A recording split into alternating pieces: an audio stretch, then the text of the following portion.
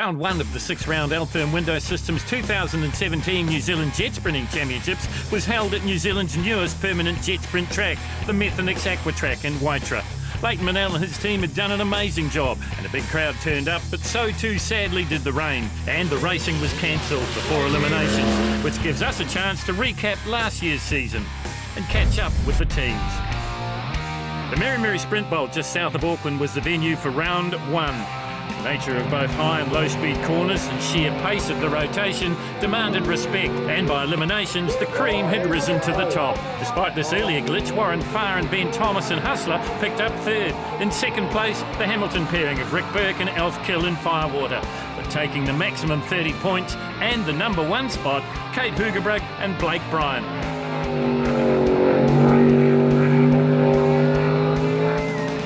Win made more special with the early retirement of defending champion and sure to be rival Sam Udick.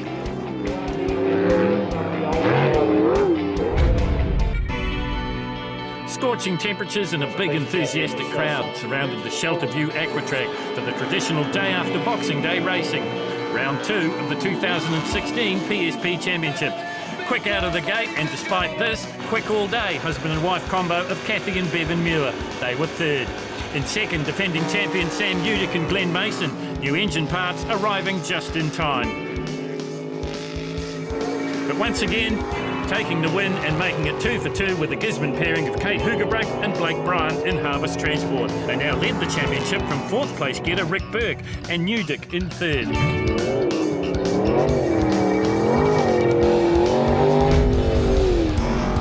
2 years of hard work by Leighton Manel saw the Methanix Aqua Track making its debut in season 2016. Thousands of people lined the banks to see New Zealand's best on this testing drivers' rotation. Local pair of Neil Marshall and Michelle Reid were coming up a fine 3rd place in the World Championships, and sometimes pushed the limit, but still came through in 3rd place. A great result for the tarmac rally specialist. Another putting the huge crash at the recent Worlds behind them was Kate Hugerbrug and Blake Bryant. They would be second to their arch-rival Sam Udick. It had taken until round 3 for Sam Udick and Glenn Mason to pick up their first win. The PSP team had turned the corner and put the disappointment of the Worlds behind them.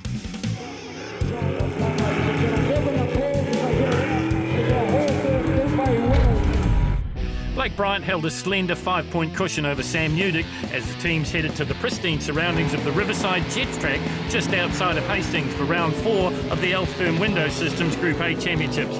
Finding the absolute outer track limits and finding themselves again in 2nd place were Kate Hugerbrug and Blake Bryant. A win in round 3 to close the gap to 5 was followed up by another win here in Hastings as round 4 for Sam Udick and Glenn Mason in PSP. Momentum was shifting, with racing in the dark still to come.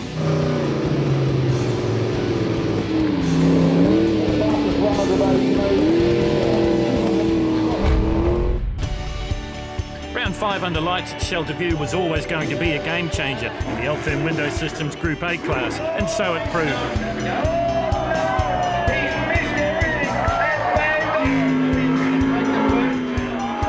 Hugerbrug and Bryant could only manage 6. It left the door open just a fraction. Bounding through the crack, newly crowned world champions Rick Burke and Alf Kill in Firewater. They would come through and finish 3rd. Having their best season results so far after a 3rd at the Worlds, Michelle Reid and Neil Marshall. They would take their Eagle Automotive boat to 2nd place. For the 3rd time in a row, it was the PSP's Sam and Glenn show, taking the win. The championship is now poised on a knife edge, heading to the final round.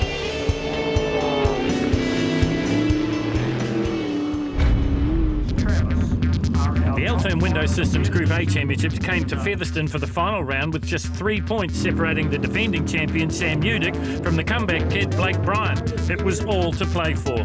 Bryant and Hugerbrug had survived what could well have been a career-ending crash at Bay Park, but had come back with a brand new boat.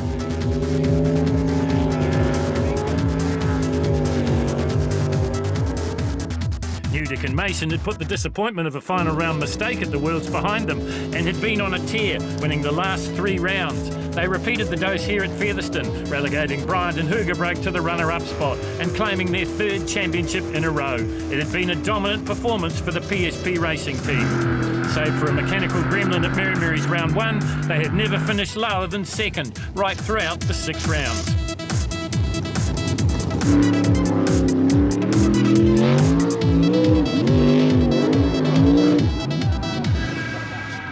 We had a bit of a slow start. Blake got off to a flyer, and rightfully so. You know, he put in a heap of groundwork in the off-season, leading up to the start of the season and the Worlds. Attacking the rest of the National Series after that World Series, it was just a matter of redemption, getting back on top of that podium step, and building each round as we always do. Battered, bruised, but unbowed. Well described the season of Kate Hoogerbrug and Blake Bryant. The comeback from the devastation of Bay Park Worlds round took guts and, more than anything, teamwork and dedication. We still look back on last year at the successes we had as, you know, being amazing memories that we'll remember forever. And to begin with, it went like a dream. You know, we started off really well, and obviously set a pretty good benchmark early on as to what was going to be required come the Worlds. Lacked obviously the discipline to keep it in the water, and every sprint we were tinkering, trying to get back to where we were. I guess my confidence felt like it rose fairly quickly again, but you can't rush these things. If the boat's not ready, it's not ready, and until it's dialed in properly, you're never going to touch a competitor like Sam anyway. This was the moment that the season changed for Hoogerbrug and Bryant.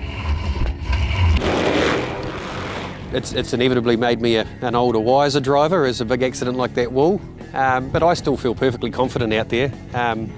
It's hard to say whether, you know, maybe once upon a time I was prepared to take some risks that I may not ever be prepared to again, but as far as getting out there and getting into it, I'm as confident as I've ever been. In third place after the season's chase and still coming off the high of their first ever World Championship win, Hamilton pair Rick Burke and Alf Kill. We had a brand new engine and a brand new boat at the start of that season. We blew it up on the Thursday before our first round, racing on the Saturday. So we were stoked just to be on the podium and be on number 1 place in the Worlds was absolutely amazing. We had a lot of changes in the off-season. We've changed a few bits under the boat, a bit in the jet unit. We were sort of struggling a wee bit with top-end speed last year, so we've tried to battle away with that. There was definitely the Blake and Sam show last year, but the rest of us there's about 6 of us on the same second, so everyone stepped up. So it's definitely, we're all jotting for the same place, and it's number 1 on this one. Michelle Reid and Neil Marshall's World's performance of 3rd overall probably overshadowed their 4th place at the Nationals. The boat was brand new for last season. The first round we had a lot of problems, a lot of handling issues, but that's to be expected with a brand new boat. By the time we got to the Worlds, first round of the Worlds, it all sort of came together, and boom, the season just ran perfectly smooth after that. Couldn't do a thing wrong. So yeah, last year's results were probably better than what we actually really expected to, but that has now put pressure on us for this year because you want to step it up again. No one likes doing the same thing. I'm still relatively new to the sport, so I'm still learning. I certainly haven't got the game mastered yet. I'm a long way from it, but yeah, last year was a big stepping stone for us. The rain kept falling and it became a waiting game. After lengthy delays to wait for the weather to clear, the decision was made to go racing. More than happy with that after an overly long trek from North Canterbury, last year's 5th place, Simon Gibbon. We're down a couple of members because they're from the Kaikoura area in North Canterbury, so it's made it even tougher, but hopefully we'll get them at the end of the season, and once everything's up and running again. We want to be in the top 3 at the end of the season, preferably on the top step, but you know, people are saying it's going to be easy without Sam and Blake, but I'd say it's going to be probably harder. And just looking at the scores, yeah, guys are going quick and fairly tightly bunched at the top. So. Father and son combination Ross and Shane Travers had made the decision to step up to Group A in the off-season.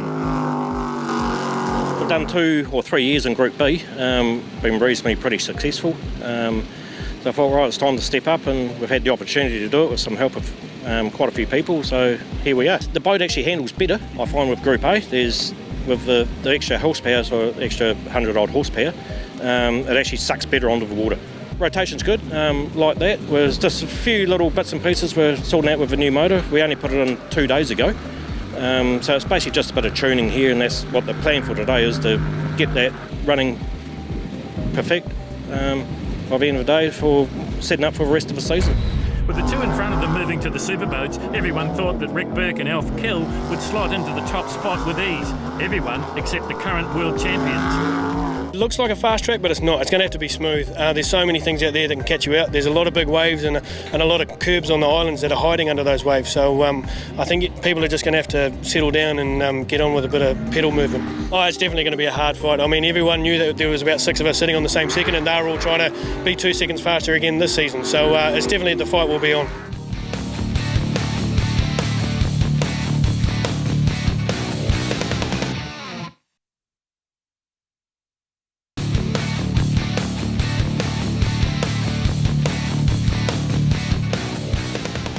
When the Biolytics Group B class started their championship at Mary Mary's round 1, there was a gap at the top. Ollie Silverton had finished second last year and moved up to Group A. On his bogey track, third at Mary Mary was defending champion Ross Travers in Radioactive. In second place was husband and wife combination of Tim and Debbie Edhouse.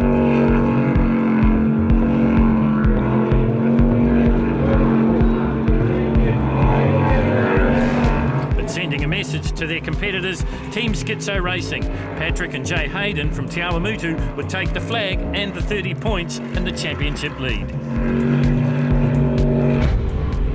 The Shelterview Jetsprint track can be cruel, here catching out Dan Reed in round 2. A stunning performance from the all-female crew of Pip and Poppy, Pip Thompson and Megan Brodie, taking third for the Bitches box.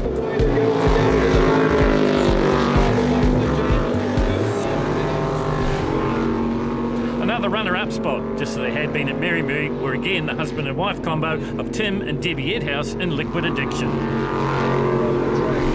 And repeating the dose of round 1 was another husband and wife combo, Paddy and Jay Hayden in their Stinger-hulled Schizo Racing, taking the win and making it 2 for 2 and extending their championship lead.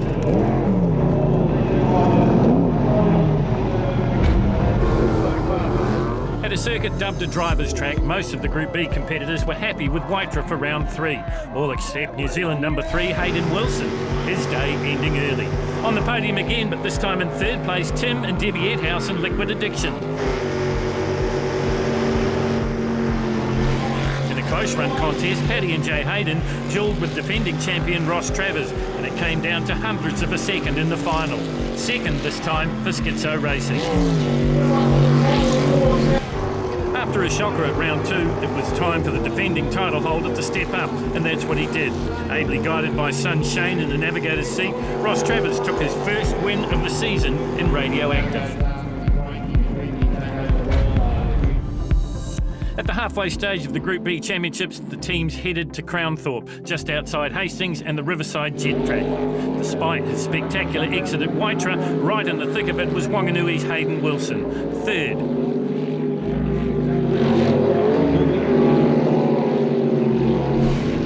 In the pristine clear waters of Crownthorpe, championship points leader, 3 clear of Tim and Debbie Edhouse, were the Haydens, Paddy and Jay. Again, they would have to settle for second place. Making a late run at the championship, he sat third, 9 back from Hayden, was the Radioactive pairing of Ross and Shane Travers. Back-to-back wins, and with the next round at his home track, the New Zealand number 1's timing was impeccable. This is the top. Be it a superboat, Group A, or as we see here, Group B, Wanganui under lights is always a game or a championship changer. After finishing just off the podium at Hastings, the Liquid Addiction pairing of Tim and Debbie Edhouse were back under the lights at Shelterview. They finished third. Yet another second place for championship points leaders Jay and Paddy Hayden. Jay's Lucky Undies working their magic and keeping the Te Awamutu pair at the front with 1 round to go. With 30 points for a win and 29 for second, the Wanganuian father and son pairing of Shane and Ross Travers were clawing back the Hayden's advantage. The big question, with just 1 round to go, could they make it? The grand final for the Biolytics Group B class would be a showdown at the Westview Aluminium Aqua Track at Featherston. Laying his cards on the table early, Tim Edhouse. Edhouse sat in third, 1 point out of second, but 7 out of the win. Going into the final, he would be third. 6 points adrift of the winner meant it was an uphill battle for Ross Travers to repeat as a Group B champion, and so it proved. He would win the day, but ultimately come 5 points short of the title. Paddy and Jay Hayden really only needed to make the top 5 to win their first championship, but the outwardly very nervous Patrick Hayden was leaving nothing to chance, racing hard right to the end. His second place finish garnering him his first national title. In what had been a very dominant performance for the Waikato pairing, their lowest finish over the whole 6 rounds was second place. Outstanding. We were pretty happy with how we finished up last year and the way the hull was running. Yeah, pretty fortunate, really. You know, I like to set the boat up pretty safe, and with a little bit of grey here, I'll probably drive a little bit conservatively as well. So no, we were really lucky. But you know, there's been some close calls. You know, looking at footage, but yeah, no, we're lucky to get away with it. A new addition to the Group B ranks for 2017 is Kelly Manel, a past world and 2-time New Zealand superboat navigating champion. Kel had taken the plunge and changed seats. We caught up with her at a very sodden Waitara. It felt right. I thought the time's right, and there was a boat available that, you know, Leighton said would be a good one to start with. So yeah, we sort of took the bull by the horns and thought, have a go. And obviously Lake was encouraging. Oh, very, yes, yeah. He said as long as, you know, I don't beat his times or anything, but I don't think there's any danger of that. Certainly worked hard over the off-season to get, you know, things that weren't quite right last season right this season, and everyone's chipped in and worked really hard, and it's, I mean, today obviously it's working really well, and there seems to be a lot of happy people, so yeah. You and Nikki have gelled well? Yeah, we have. I mean, Nikki's, you know, she's former superboat navvy as well, so she's used to it, and yeah, we've worked out a system between us, and yeah, seems to be working really well so far, and it's great to have her next to me, actually. Between the frequent showers, we did get some racing at the Methanex Aqua Track, with the Group Bs nearly getting through to eliminations. First up, this is Tony Reid and Andrew Bakey from Taranaki, a 50.376 on their debut here at Waitara. Rodakari Roden is the boat for Bevan Schuler and Sam Fergus, another Taranaki pairing. What is it about the water here in Taranaki? Their best time, the 52.653. 3NZ is Tim Edhouse, but not Debbie this year, because Debbie and Tim's son Blair is doing the navigational duties. Their best time in the rain at Waitara, 44.363. Jay and Paddy Hayden, New Zealand #1 in schizo racing, the Tawamutu pair, not liking the conditions. Just have a look at the expression on the face of Jay Hayden. Terrible, terrible conditions here for a 46.764. Clayton and Mandy Tisdall come all the way from Tapanui to compete in the Altherm Window Systems New Zealand JETSPRINT Championships, and didn't have a happy time of it at Waitara. Went completely wrong a couple of times here, and the time blew out to an 83.19. A lot of people were looking for the debut of Kelly Manel and Nikki Ferguson, both of them plenty of experience as navigators, but it was the first time for Kel in the driver's seat. 48.213, pretty good under the conditions. Daniel Reid and Ben Soul back for another season in Aquaholic. Their best time, a 46.870. He shared with his brother in the boat last year. Well, with the rain still pouring down and no let-up in sight, it was decided to cancel the meeting before elimination started, and that meant everyone who attended would be awarded the same points. But there was some racing in Group A, as we will now show you. This is Stu Latham and James Hayden. Stu travels from Perth in Western Australia to compete here in Ryco Hydraulics. Had problems in the early going and recorded a DNF. Dwayne and Aaron Riddick, another Taranaki pairing, open to view is the boat. 48.158 showed promise before the meeting was called off in hot property. Another new combination. This is Sean and Faye Rice from, you guessed it, Taranaki from New Plymouth. Wet Dream is the boat. Elite Kitchens are the sponsor. This is the ex-Paul Gaston, second in Group A boat. 45.537 for them. Harry Whelans and Jason Conroy were back for another go in the renamed boat MF King Motorsport. Past name Usain Boat, the best name for a Jetsprint boat in New Zealand. Phil Dick was making his competition debut here at Waitara and struggled a little bit in the early going. Hayden Digby Smith, brand new in the navigator's seat as well. The boat is the Reaper. Phil built and designed it. Andy Ryan and Carrie-Anne Allen were back in the Joker, third year in the competition. Andy's an earth mover. This is a Sprint Tech hull with a Chev. Also coming from a long way in the deep south of Invercargill, Carl Brentzel and Hamish Murray in Maroon 2. Best time for them was a 43.181. Remember, this is early on. This is well before eliminations would have started, but you can see for yourself looking on the screen, conditions were terrible. Making his Group A debut in the New Zealand Championships, although they had raced in the Worlds in 2016, Ross and Shane Travers. Already quick, 42.017. Fifth last year in the title chase in Group A, Cy Gibbon looking to go one better with navigator Paul Thompson, but as you heard in the interview, took a long time to get here because of the Kaikoura earthquake. 42.058, not completely happy with the performance that they put in. Bevan and Kendra Death were the next combination to go in 10 Tools Racing. Kendra subbing for Kathy, Bevan's wife. Another one that really couldn't get to grips with the new rotation here at Waitara. Ollie Silverton and Jess sit the back in a new Sprint Tech boat, PSP Suntough the sponsor, with the engine of last year's champion Sam Udick, 43.035, another one that struggled with the new islands here at Waitara. And Neil Marshall and Michelle Reid came to grips with it early. The local pairing from Taranaki always struggled with the hairpin, but things were looking good for Big Deal. 42.767 for Neil and Michelle. Rick Burke and Alf Kill, are they going to be anointed as the champions-elect? Third last year in the title chase, and remember, no Sam Udick and no Blake Bryant. 42.573 for Firewater, a pretty good performance in the inclement conditions for the Hamiltonians. So, as you can see, the rain continuing to fall here, and the right decision was made. We decided to cancel the round here at Waitara and look forward to round 2 at the Mary Sprint Bowl, 40 kilometres south of Auckland. Hopefully the sun is shining, and we will see you there.